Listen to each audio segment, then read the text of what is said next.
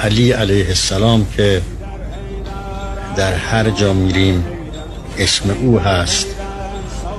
پیش فقها وقتی میریم علی علیه السلام، فقه علی.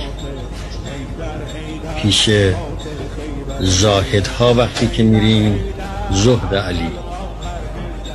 پیش صوفی ها وقتی که میریم اونها هم میگن تصوف علی.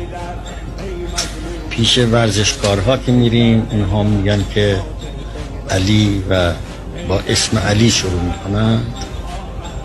این علی همه چیز است، یعنی در همه ابعاد انسانیت درجه یک است. به لحاظا هر طایفه‌ای خودشون را به او نزدیک میکنند و خاصیت هر طبقه را هم دارد. خاصیت قدرت ورزشکارها را به طور وافی دارد.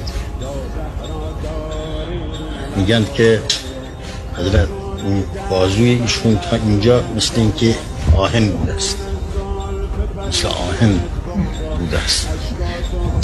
و قدرت هایی هم که در شمشیرزنی به کار می برده است که ضربت های علی را میگن که یکی بوده.